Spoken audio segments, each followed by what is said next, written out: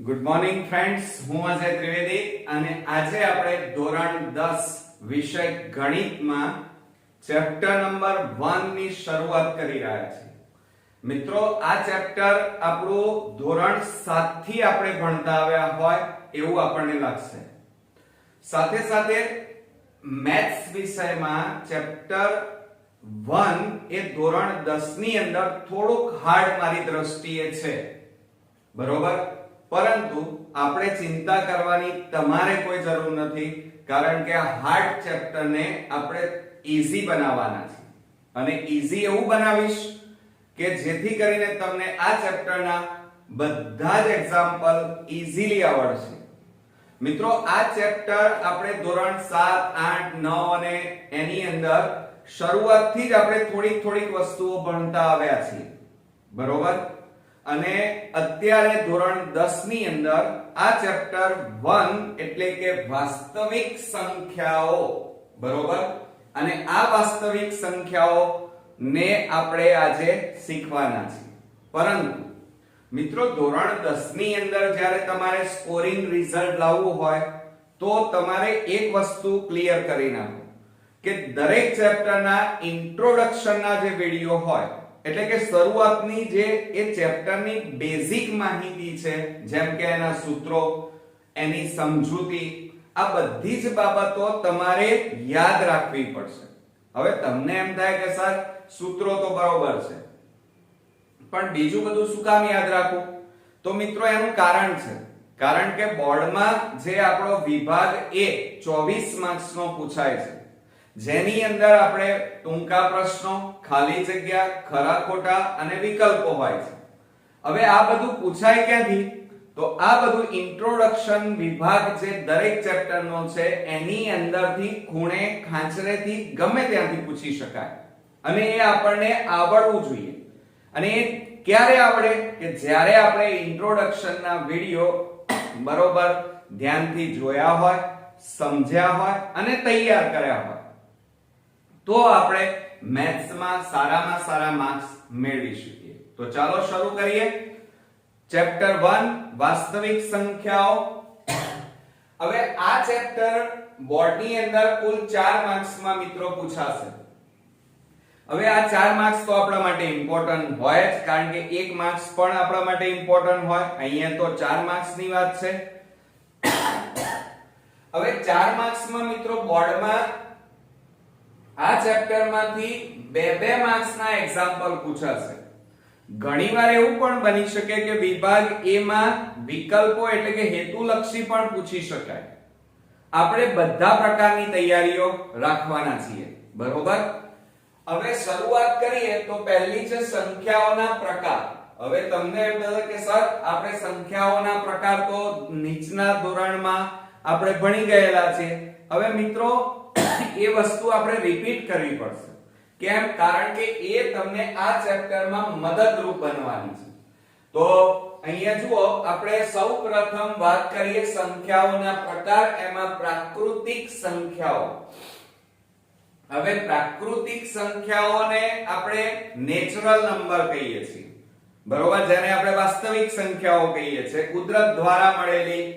અને કુદરતમાં જે વસ્તુઓ છે એને આપણે એ સંખ્યા વડે દર્શાવી શકીએ છીએ, બરોબર. તો આ સંખ્યાઓને પ્રાકૃતિક એટલે કે નેચરલ નંબર કહેવામાં આવે છે. એને આપણે n તરીકે પણ દર્શાવીએ છીએ. અને આ પ્રાકૃતિક સંખ્યાઓમાં 0 સિવાયની એટલે કે 1, 2, 3, 4, 5, 10 છેક સુધી, અનંત સુધી, બરોબર, આ બધી સંખ્યાઓને પ્રાકૃતિક સંખ્યાઓ કહે છે. એટલે કે 0 ના આવે, બરોબર મિત્રો. અને આ પ્રાકૃતિક સંખ્યાઓને આપણે નેચરલ નંબર n તરીકે, કુદરતી સંખ્યા, કુદરત દ્વારા મળેલી સંખ્યા કે કુદરતમાં બધી સંખ્યાઓને દર્શાવવા માટે આ જ સંખ્યાઓનો ઉલ્લેખ થાય છે. માટે આ સંખ્યાને પ્રાકૃતિક સંખ્યા કહે છે. ત્યાર પછી આપણે વાત કરીએ પૂર્ણ સંખ્યાઓ. હવે પૂર્ણ એટલે એને સંપૂર્ણપણે તમે જોયું હશે કે આગળ જો 0 મૂકી દો આ જે પ્રાકૃતિક સંખ્યા છે એમાં 0 ઉમેરી દો એટલે પૂર્ણ સંખ્યા થઈ જાય. હવે આ શૂન્ય છે એ શૂન્ય આપણે ઉમેરી દીધો તો શું બની ગયું? પૂર્ણ સંખ્યા બની ગયું. બરોબર?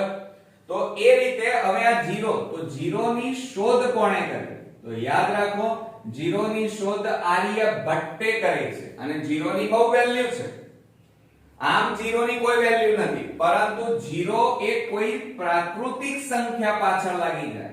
માનો 1 ની પાછળ 1 0 લાગે તો 10 બની જાય, 2 0 લાગી જાય તો 100 બની જાય, અને 3 0 લાગી જાય તો 1000, 10,000, લાખ, 10 લાખ, બરોબર, કરોડ, અબજ. આ રીતે 0 ની વેલ્યુ ક્યારે બને? કે 0 જ્યારે કોઈ પ્રાકૃતિક સંખ્યાની પાછળ લાગી જાય તો એની વેલ્યુ ખૂબ વધી જાય છે. પરંતુ આ 0 જો અહીંયાથી કાઢી નાખીએ, પરંતુ પ્રાકૃતિક સંખ્યાની આગળ જો લગાવી દેવામાં આવે તો એની કોઈ વેલ્યુ રહેતી નથી. બરોબર? એટલે 0 જો આ જે પ્રાકૃતિક સંખ્યા છે એની જો પાછળ લાગે તો એ સંખ્યાની પણ વેલ્યુ વધી જાય છે. જો અત્યારે કેટલા છે? 1 1 1 કહેવાય, પરંતુ જો એની પાછળ 0 લાગી જાય તો એ સંખ્યાની વેલ્યુ જુઓ વધી ગઈ ઓટોમેટિક. એટલે 0 નું પણ પોતાનું આગવું મહત્વ છે મિત્રો. ખ્યાલ આવી ગયો? ત્યાર પછી ત્રીજા નંબરમાં વાત કરીએ પૂર્ણાંક સંખ્યાઓ. હવે પૂર્ણાંક સંખ્યાઓમાં જો અહીંયા પ્રાકૃતિક સંખ્યા પણ હોય, પૂર્ણ સંખ્યા પણ હોય, પરંતુ નવી વસ્તુ શું એડ થાય છે? ઋણ સંખ્યાઓ. એટલે કે -1 -2 -3 -4 -5 -6 આ રીતે ઉમેરતા જાઓ અને આ બાજુ ધન સંખ્યા અસંખ્ય સુધી, અનંત સુધી ઉમેરતા જાઓ. એટલે કહેવાનો મતલબ એ છે કે ધન સંખ્યા, 0 અને ઋણ સંખ્યા આ ત્રણેયનું સંમિશ્રણ કરો, ત્રણેય સંખ્યાઓ આવી જાય તો એને પૂર્ણાંક સંખ્યાઓ કહેવાય. ક્લિયર? ખ્યાલ આવ્યો મિત્રો? આ બધી સંખ્યાઓ તમારે મિક્સ ન થઈ જાય એટલે આપણે યાદ રાખવાની છે. એટલે જુઓ, પ્રાકૃતિક સંખ્યામાં બધી કઈ સંખ્યા આવે? નેચરલ નંબર એટલે કે ધન સંખ્યા. પૂર્ણ સંખ્યા ક્યારે બને? કે જ્યારે પ્રાકૃતિક સંખ્યામાં 0 ઉમેરી દઈએ એટલે કે 0 અને ધન, 0 અને પ્લસ સંખ્યા, તો એને પૂર્ણ સંખ્યા બને. અને જે પૂર્ણાંક સંખ્યા છે એમાં ધન, 0 અને ઋણ એટલે કે પ્લસ સંખ્યા, 0 સંખ્યા અને માઈનસ સંખ્યા આ ત્રણે ભેગી થાય એટલે કે પૂર્ણાંક સંખ્યાઓ બની જાય. ક્લિયર? હવે ત્યાર પછી સમમેય સંખ્યાઓની વાત કરીએ તો ધ્યાન રાખજો કે સમમેય સંખ્યાઓ કોને કહેવાય? તો જે સંખ્યાઓને અંશ અને છેદ વડે દર્શાવી શકાય. એટલે કે p/q વડે. એટલે કે જે સંખ્યાઓને અંશ અને છેદ વડે દર્શાવી શકાય તે સંખ્યાઓને સમમેય સંખ્યાઓ કહેવાય. ક્લિયર? આવડી વ્યાખ્યા? જુઓ, જોઈ લઈએ કે સમમેય સંખ્યાઓ એટલે p/q એટલે કે અંશ છેદમાં શું લખાય? છેદ. જ્યાં p અને q એ શું છે? પૂર્ણાંકો છે, પણ q બરાબર 0 છે નહીં. યાદ રાખજો, q ની કિંમત ક્યારે 0 લેવાય નહીં.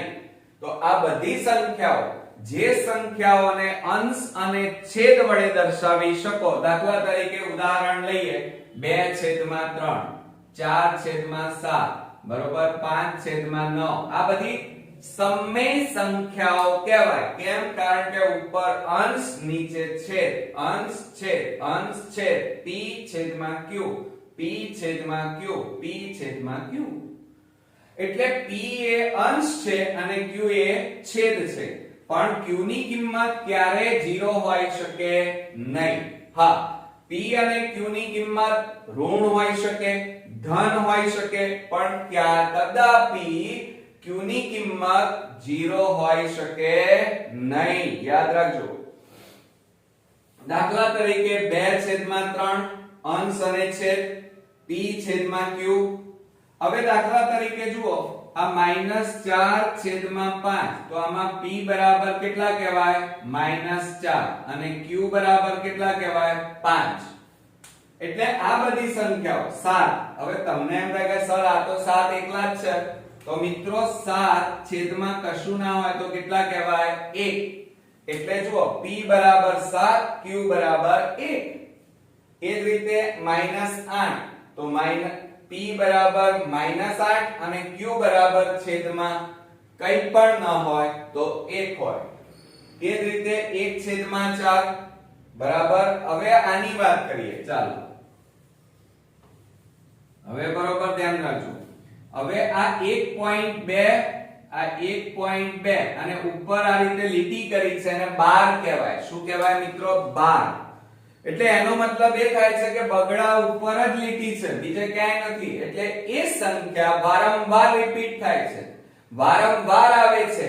આ સંખ્યા આ રીતે હોય 2 2 2, તમે ભાગાકાર કરે જાઓ તો આવે જ જાય આવે જ જાય. હવે આટલી બધી વાર લખવું, હજી ભાગાકાર કરે જાઓ તો 2 2 2 2.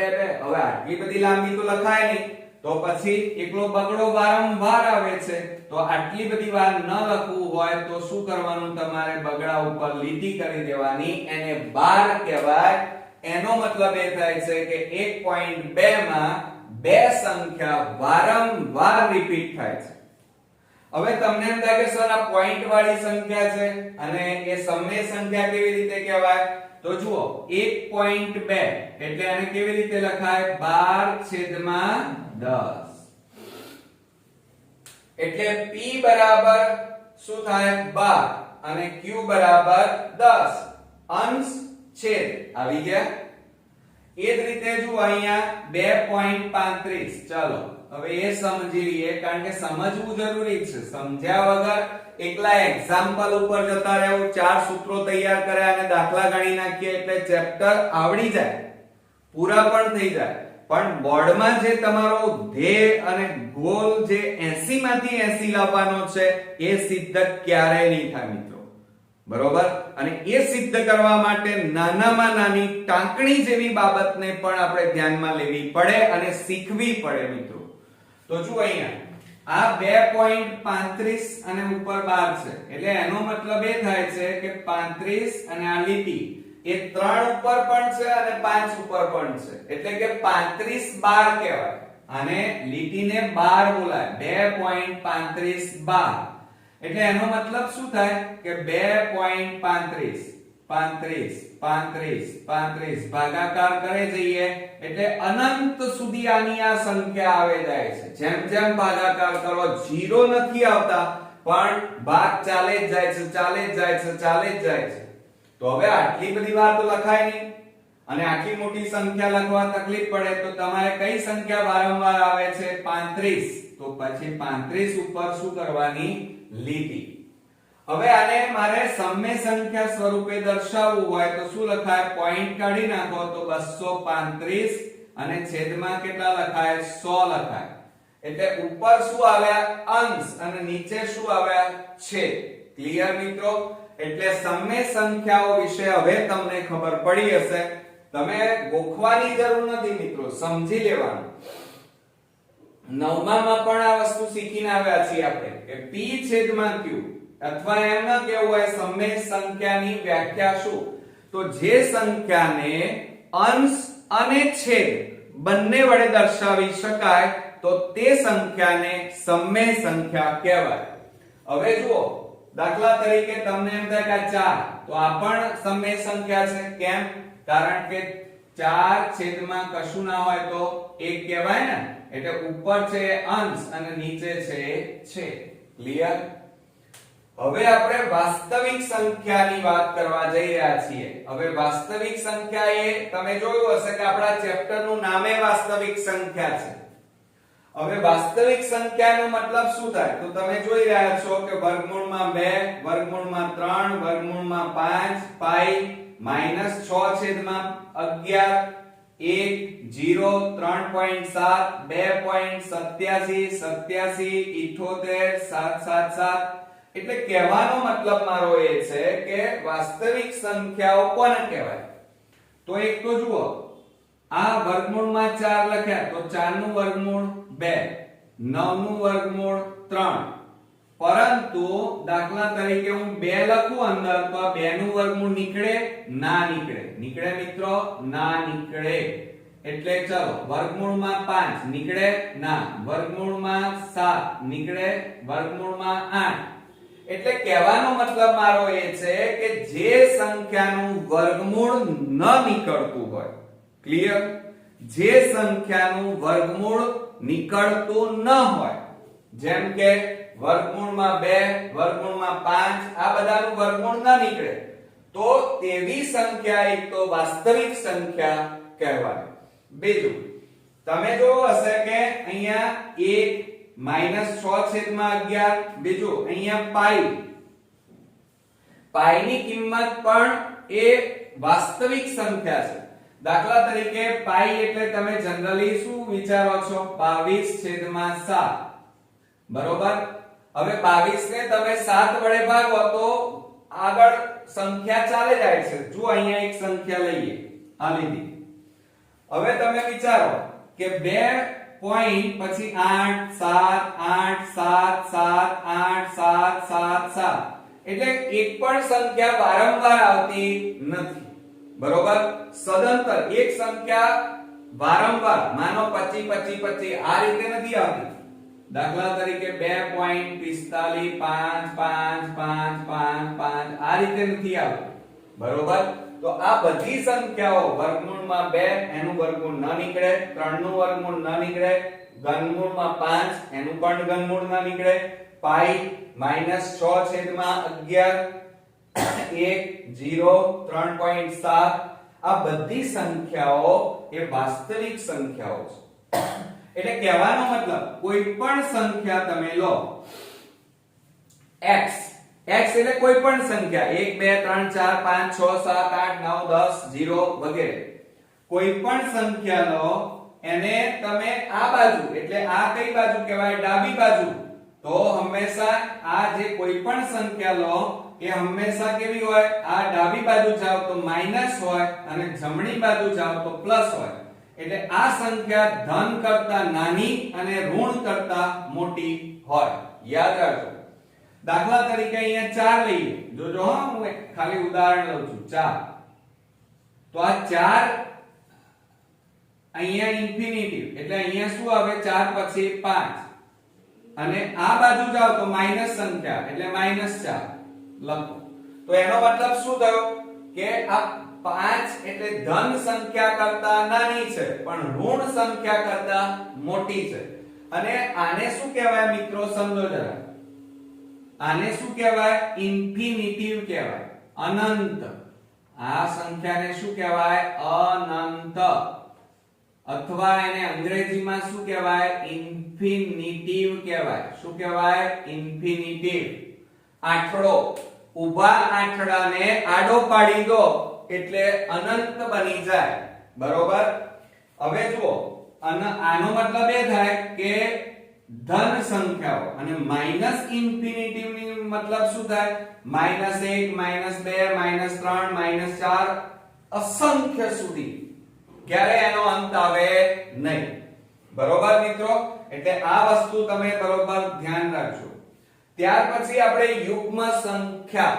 યુગ્મ ઘણી બધી હોઈ શકે, ઋણ પણ હોઈ શકે, ધ્યાન રાખજો. 0 પછી તે ઉપરાંત ધન સંખ્યા પણ હોઈ શકે. તો તમે જોયું હશે કે 0 -2 -4 યુગ્મ એટલે બેકી સંખ્યા. યાદ રાખો, યુગ્મ સંખ્યા એટલે કઈ સંખ્યા થાય? બેકી સંખ્યા. 2 વડે ભાગી શકાય. તો જુઓ, -2 -4 -6 -8 -10 -12 -14 આ બાજુ જાઓ તો 2 4 6 8 10 12 14 16 18 20 આ રીતે અનંત સુધી. આ બધી કઈ સંખ્યા કહેવાય? યુગ્મ. યુગ્મ એટલે બેકી સંખ્યાઓ. ક્લિયર? હવે અયુગ્મ સંખ્યાની વાત કરીએ. અયુગ્મ સંખ્યામાં 0 ના આવે મિત્રો. યાદ રાખજો. જુઓ, અહીંયા 0 આવે છે પણ અયુગ્મ સંખ્યામાં ક્યાંય 0 આવતો નથી. ધ્યાન રાખજો, અયુગ્મ એટલે એકી સંખ્યા કહેવાય. કઈ સંખ્યા કહેવાય? એકી સંખ્યા. તો કઈ સંખ્યા આવે? 1 3 5 7 9 11 13 એ રીતે. અને માઈનસ માં જાઓ તો -1 -3 -5 -7 -9. તો આ બધી અયુગ્મ સંખ્યા છે, એકી સંખ્યા. હું અવિભાજ્ય નથી કહેતો. પાછું એમ થાય તમને સર આ 9 ને તો ભાગી શકાય, પણ મિત્રો 9 ને 2 વડે ના ભાગી શકાય. 2 વડે ભાગી શકાય તો બેકી, અને 2 વડે ન ભગાય એ બધી સંખ્યા એકી સંખ્યા, અયુગ્મ સંખ્યા. ખ્યાલ આવી ગયો?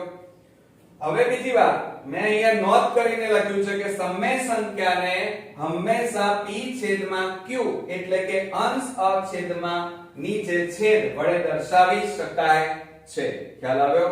આ સમય સંખ્યાની વ્યાખ્યા છે. યાદ રાખજો કે સમય સંખ્યાને અંશ નીચે છેદ વડે દર્શાવી શકાય તો તે સંખ્યાને સમય સંખ્યા કહેવાય. હવે અસમય સંખ્યાની વાત કરીએ. અસમય સંખ્યા, ધ્યાન રાખજો કે જેનું વર્ગમૂળ નીકળતું નથી એ બધી સંખ્યાઓ. જુઓ કે વાસ્તવિક સંખ્યાઓમાંથી, હવે વાસ્તવિક સંખ્યાઓ ક્યાં છે? આ રહી જુઓ. એમાંથી સમય સંખ્યાઓને દૂર કરી, સમય સંખ્યાઓને દૂર કરી નાખો. એટલે જુઓ અહીંયા આ માઈનસ સંખ્યાઓ છે બધી દૂર કરી નાખો. માઈનસ આ બધી જે સમય સંખ્યાઓ, આ અરે વાસ્તવિક સંખ્યામાં, અરે સોરી આ શું કહે છે સમજો બરોબર કે વાસ્તવિક સંખ્યાઓમાંથી, આ બધી વાસ્તવિક સંખ્યા છે અને એમાંથી સમય સંખ્યાને, આ સમય સંખ્યાને, આ બધી સંખ્યાઓને દૂર કરી નાખો. આ બધાને બરોબર. તો યાદ રાખજો વ્યાખ્યા મોસ્ટ ઇમ્પોર્ટન્ટ કે અસમય સંખ્યાઓ કોને કહેવાય? તો વાસ્તવિક સંખ્યાઓમાંથી સમય સંખ્યાઓને દૂર કરવામાં આવે તો બાકી રહેતી સંખ્યાઓને અસમય સંખ્યા કહેવાય. દાખલા તરીકે વર્ગમૂળમાં 2 તો 2 નું વર્ગમૂળ નીકળે નહીં, 3 નું વર્ગમૂળ ન નીકળે. ઘનમૂળમાં 7 એનું ઘનમૂળ નીકળે નહીં. પાઈ, હવે તમને એમ થાય કે સર પાઈ ની કિંમત 22/7 અથવા 3.14. આ તો મિત્રો છે ને વાસ્તવમાં પાઈ ની કિંમત 22/7 છે જ નહીં, પણ નજીકની કિંમત લીધી છે. ભાગાકારમાં સરળતા રહે ગણિતમાં, એટલા માટે પાઈ ની કિંમત આપણે 22/7 લેવામાં આવે છે.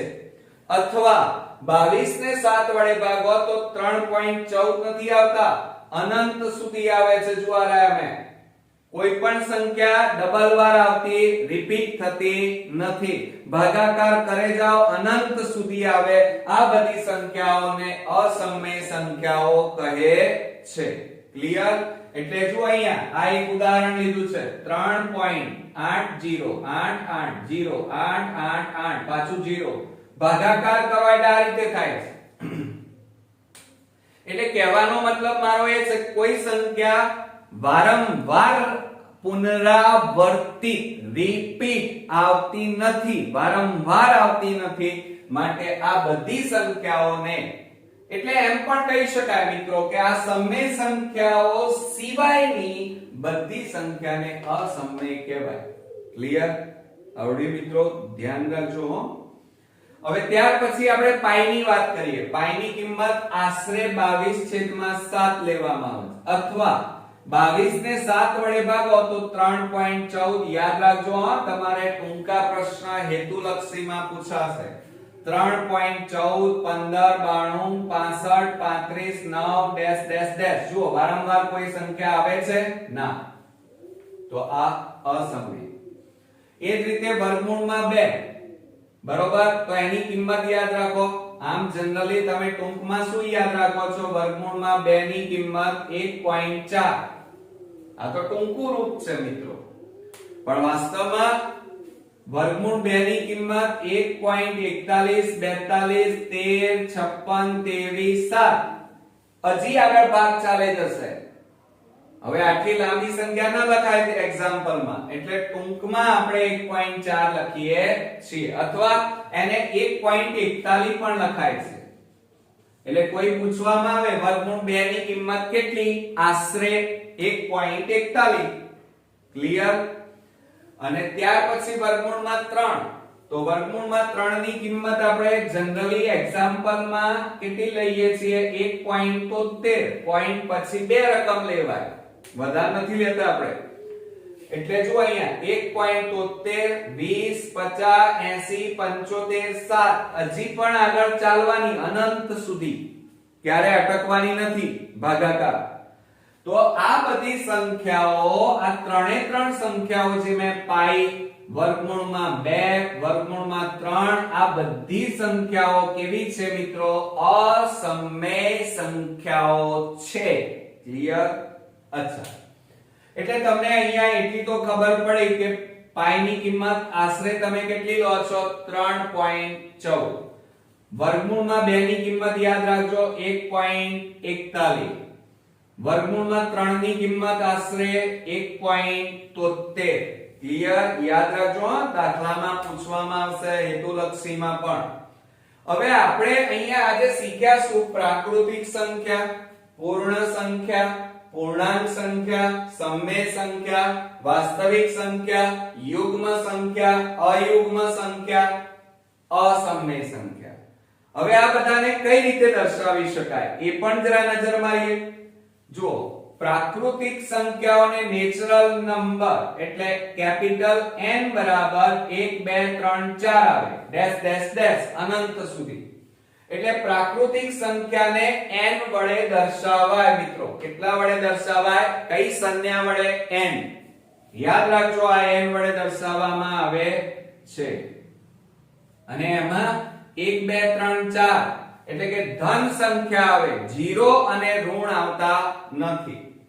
પૂર્ણ સંખ્યાઓને w વડે દર્શાવાય, અને એમાં 0 અને ધન સંખ્યા આવે, બરોબર.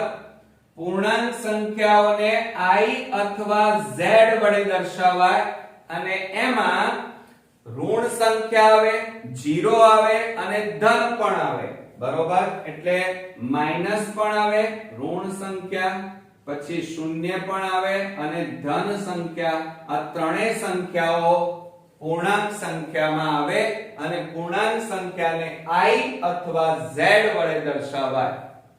હવે યુગ્મ સંખ્યા, યુગ્મ એટલે બેકી સંખ્યા, એને આપણે e વડે દર્શાવીએ છીએ. 2 4 6 8 10 બેકી સંખ્યા, બરોબર. જેને e વડે દર્શાવાય છે, યાદ રાખજો, હજી કહું છું. અયુગ્મ, અયુગ્મ એટલે એકી સંખ્યા, આને બેકી સંખ્યા કહેવાય, અને આને એકી સંખ્યા કહેવાય, અયુગ્મ એટલે. અને અયુગ્મ સંખ્યાઓને o વડે, આ 0 નથી પાછું, તમે 0 ના સમજતા, o છે. અને એમાં 1 3 5 7 9 11 13 15 17 વગેરે એકી સંખ્યા.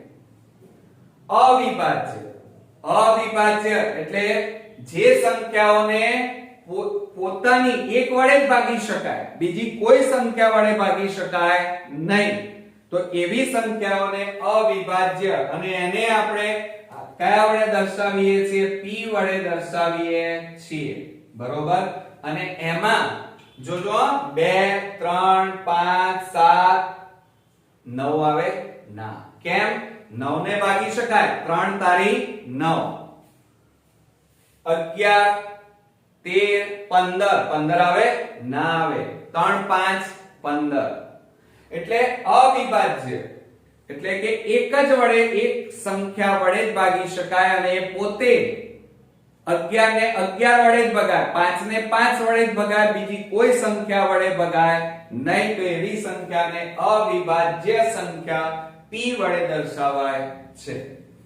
હવે વિભાજ્ય સંખ્યા, વિભાજ્ય એટલે જે સંખ્યાને 2 વડે ભગાય એ સંખ્યાને વિભાજ્ય સંખ્યા કહેવાય.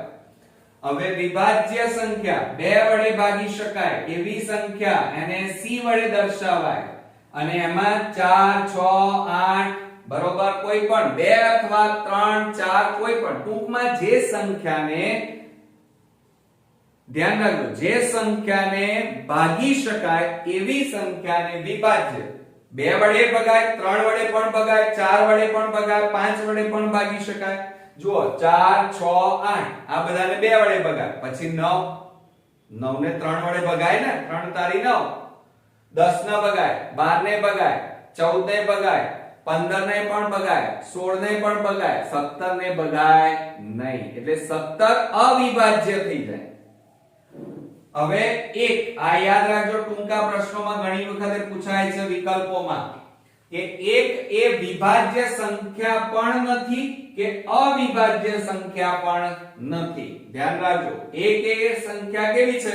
વિભાજ્ય નથી કે અવિભાજ્ય સંખ્યા પણ નથી. યાદ રાખજો કે એક એ વિભાજ્ય સંખ્યા પણ નથી કે અવિભાજ્ય સંખ્યા પણ નથી. Most important. ક્લિયર? તો આ રીતે મિત્રો પ્રાકૃતિક સંખ્યાને n, પૂર્ણ સંખ્યા w, પૂર્ણાંક સંખ્યા i અથવા z, યુગ્મ સંખ્યા e વડે, અયુગ્મ સંખ્યા o વડે, અવિભાજ્ય સંખ્યા p વડે, વિભાજ્ય સંખ્યા c વડે દર્શાવવામાં આવે છે. ક્લિયર? તો આ હતી મિત્રો આપણી ચેપ્ટર 1 ભાગ 1 માં બેઝિક ઇન્ફોર્મેશન ઇન્ટ્રોડક્શન.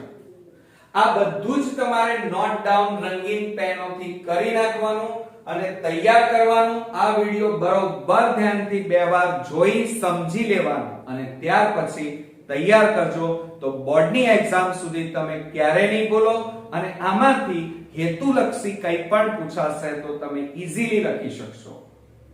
હવે મિત્રો આપણે ભાગ 2 માં ખૂબ જ અગત્યના યુક્લિડની ભાગ પ્રવિધિ વિશે આપણે ઇન્ટ્રોડક્શન શીખીશું. ત્યાં સુધી તમે તૈયારી કરો. ફરી મળીએ. થેન્ક યુ મિત્રો.